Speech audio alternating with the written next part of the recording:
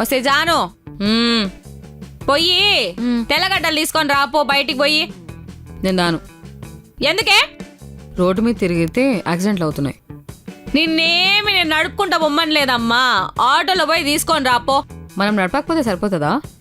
అందరూ సరిగ్గా నడపాలి కదా. మర్చిపోయావా? మొన్న నువ్వే చెప్పావు.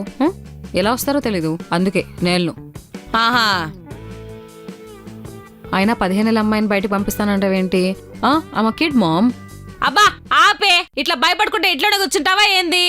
ఆహా, అయినా నువ్వు పెద్ద పిల్లవ అవుతా అన్నావు, అన్ని నేర్చుకోవాలా. మొన్నే 16 పోయి 17 రాలా? మొన్నే చిన్నపిల్ల నన్ను తాపో. నాకు అవసరం ఉన్నప్పుడు నైట్ 16 నుంచి 15 అయిపోతుంది, కానీ నీకు అవసరం ఉన్నప్పుడు మాత్రం నైట్ సడన్ గా 15 నుంచి 17 అయిపోతుంది. How cool. హలో, ఈరోజు జాన్ రిజల్ట్స్ వచ్చినాయండి. ఎంత వచ్చింది? ఎంత రావడం ఏంటి? అదెవరి కూతురు? నా కూతురు. ఓహో, అన్ని నా పోలికలే. ఎప్పుడు క్లాస్ ఫస్టో సెకండో అంతే, మేము అంతకంటే కిందికేం దిగము. అవునా? Good good. ఏదో ఒకసారి ఫోన్ తనకి నేను పర్సనల్లీ కంగ్రాచులేట్ చేస్తా. ఇదిగో జాను, డాడీ మాట్లాడతాడంట.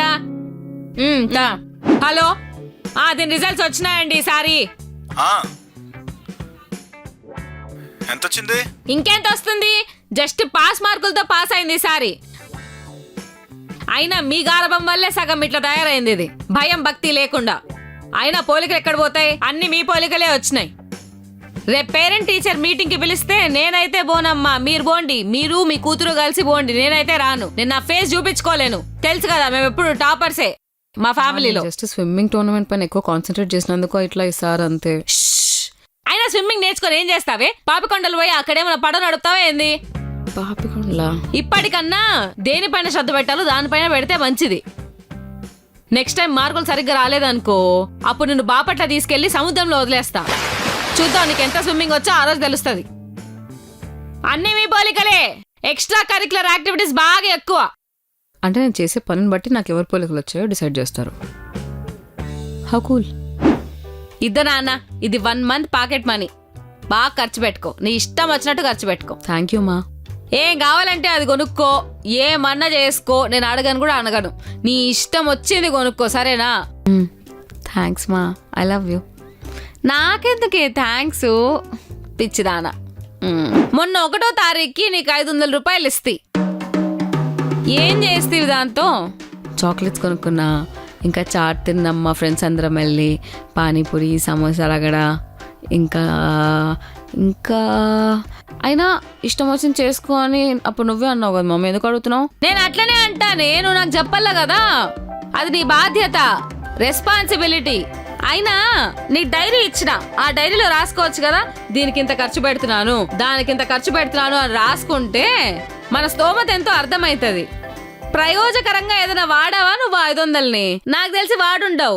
అయినా నీకు గుర్తు చేయాలేమో, నేను మనది మిడిల్ క్లాస్ ఫ్యామిలీ లాగా ఫీల్ అవ్వట్లా, నువ్వు మహారాజుల ఫ్యామిలీ లాగా ఫీల్ అవుతా అన్నావు. అది అసలు వీళ్ళు డబ్బులు ఇస్తారు, ఎట్లన్నా ఖర్చు పెట్టుకో, విచ్చలవిడిగా ఖర్చు పెట్టుకో, నీ ఇష్టం అంటారు. ఇదిగో తర్వాత ఇలా. How cool no. మమ్మీ నేను గౌతమ్ వాళ్ళ ఇంటికి వెళ్ళేసి వస్తా. దేనికి? కొత్త వాల్ పేపర్ వేయించుకుందంట అండ్ లంచ్ కూడా చేసిందంట వాళ్ళ మమ్మీ, సో తినేసి వస్తా నేను. బయట ఎండ ఎంతుందో చూసినావా నువ్వు? మా ఇంటి లోపల మా లంచ్, బయట కాదు.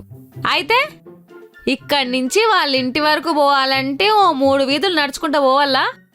అసలే సన్ స్ట్రోక్ తగిలే అవకాశాలు చాలా ఉన్నాయి అంటున్నారు బయట. ఈ 5 రోజులు పొద్దున్నే 11 నుంచి రాత్రి 7 గంటల వరకు బయటికి వెళ్ళొద్దు అని చెప్పి నేను నీకు ఒక ఫార్వర్డ్ మెసేజ్ ఫార్వర్డ్ చేసి ఎన్ని రోజులైందో చూస్తే కదా అమ్మ పంపించిన మెసేజ్లు. ఇక్కడి నుంచి అక్కడికి వెళ్ళే లోపల ఏమైపోతుంది మమ్మీ? ఏమో, ఎవరికి తెలుసు. మన జాగ్రత్తలో మనం ఉండల్లా. జాను, బాబా గుడికి పోయొద్దాం పద, మధ్యాహ్నం హారతికి టైం అయింది. ఏం మాట్లాడుతున్నావు మమ్మీ? బయట ఎండ చూసావా ఎలా ఉందో? మొన్న నువ్వేగా అన్నావు, మర్చిపోయావా? ఆ హారతి ఏదో మన పూజ గదిలోనే ఇయ్యి. అక్కడైనా ఇక్కడైనా బాబా బాబాయేగా. ఇంట్లో బాబా వేరు, గుళ్ళో బాబా వేరు. పద పోయొద్దాం.